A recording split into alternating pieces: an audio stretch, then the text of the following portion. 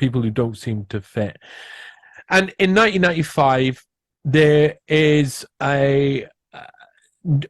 obviously Bush has pardoned everybody responsible with, I think it was Iran-Contra. Reagan's pardoned anybody involved with Watergate. Stanley Pottinger's laid low. He's started to enter into this war where he sat down and he said, I'm going to become a writer. And Paula Spann, this is a part syndicated article, so bits of this go elsewhere. So I think I have some of this might appear. Yeah, see, Paula Spann. Yeah, let's see if this is. Here's a further irrefutable. Yeah, here's further irrefutable evidence that American lives can indeed have second, third, and fourth acts. Stanley Pottinger, and this tells the tale of how Stanley Pottinger is about to become a best-selling author. And it's a really interesting piece because it gives us a little look inside. This has never been Pottinger's problem. Alternatives. In fact, the news that the guy more accustomed to writing legal briefs was writing a novel came as scant surprise to his old friends. He reinvents himself every few years, says Warren Dennis, his former Justice Department colleague and law partner. So he's law partner as well. Go on. Never thought he might, work for intelligence then? Yeah. He invents himself every few years. I mean, it's crazy. Listen to this. Pottinger has encountered his share of bumpy passages, Dennis notes, but his ability to land on his feet and turn in a stellar performance is unusual. He has a golden touch. Golden touch. Oh, I golden touched that guy right into the canal. Right. Okay. So indeed, he has a tradition of starting at the top. J. Stanley Pottinger was just 29, a few years out of Harvard Law, and self-described white guy from California. What a doctor. Is that any guy in California? The hell? I'm just a white guy from California, baby. That's all. Oh my God, that means so much to me. He's clearly not interested in labels. No, he's not interested in reality though either. Just a white guy from California. Yeah, is that? Oh my God. Well, maybe. Wait, was that a joke then? Do you reckon he was saying a joke like, "Oh, because there's none of them"? Yeah, was that actually a racist pun? Well, yeah. Well, that's good then. I like it. I think that's just him laying low, isn't it? I'm just a white guy from California. I'm just a white guy. I got to do with Operation Condor. Nothing. It was I got the straightest sideburns in California, baby. Straightest chin you will find in America. You will not find flatter than Stan the Man. Oh my God, it's beautiful. When he joined the Nixon administration in what friends warned as a no-win job, a mess, director of the Office for Civil Rights in the Department of Health, Education and Welfare. 3 years later, he was Assistant Attorney General, running the Justice Department's Civil Rights Division, sparring continually with Congress and his own anti-boozing. What does that mean? I'm just a writer. I don't know these things. Anti-abusing administration. He expected twice a day, the Corps relieving him of a job. So basically, he was expecting to be fired. And he talks about these things.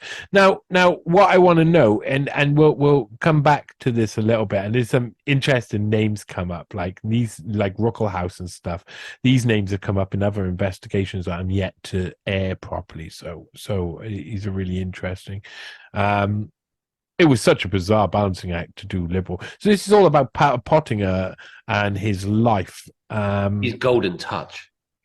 Yeah. Most definitely. But what I want to show you, not the four procedure, is this guy. This is the guy who made the comment. Let's get to him before I go back to it. Warren Dennis, who was sitting in with him, who was his colleague, is this guy. You probably won't hear this. Can you hear that? No. Good. Then we'll just leave it in the background. So Warren Dennis, this big guy up here, he's actually Civil Rights Committee chairman for the Anti-Defamation League, and the Anti-Defamation League are a pretty serious unit. So it's not like he's any short guy. This guy who was like, oh, he always lands on his feet, got a golden touch. I mean, he could kill anybody. He is this guy. This guy has got a very special role because here he is down at the bottom. And he's basically, this is about Secret Service. He basically represents all of the Secret Service personnel around a certain period. Something he says, here we go. Let me read out this. The agent is put out on the car on the next ride, and out on the car on the next ride, says Warren Dennis, an attorney for former civil service agents, Secret Service agents. And in this future, between now and 5 years from now, if you have enough hundreds of incidents when the agent is put out on the car or asked to step away from proximity, we will have an assassinated president. What is the law? What is common sense? Can agents protect presidents who keep saying back off? And so this guy is actually, he eventually dies, obviously, in 2004. So about 10 years after he dies. But he has represented basically almost every major Secret Service member, Secret Service in history, including through the impeachment hearings.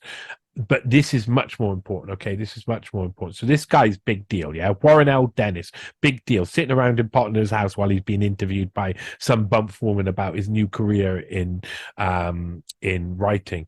But what's really significant about this guy is that he became Inspector General Treasury Department. Warren served as outside counsel to the National Center for Missing and Exploited Children, NCMEC, established by Congress as a law enforcement clearinghouse to coordinate efforts to rescue missing and abused children nationwide. Now, think about that. Warren Dennis here is sitting with someone who's got links with a child trafficking pedophile who's been accused of lots of different crimes and has links with loads of other people. And he is the outside counsel for the National Center for Missing and Exploited Children. That's like, when I go through these sort of articles, there's serious connections that could just be missed, because in that Paula Span article, when he's given his little thing, this is a syndicated version, so but when he's given his little rundown of him and they mention who he is, no one really checks, or what does that mean? No one checks, what is he? Oh, so he's actually Anti-Defamation League. Oh, so he's actually represented every Secret Service agent throughout history. Oh, so he's actually a representative of national missing exploited children. You know, this is what people fail to do, and these are avenues that will spawn other articles.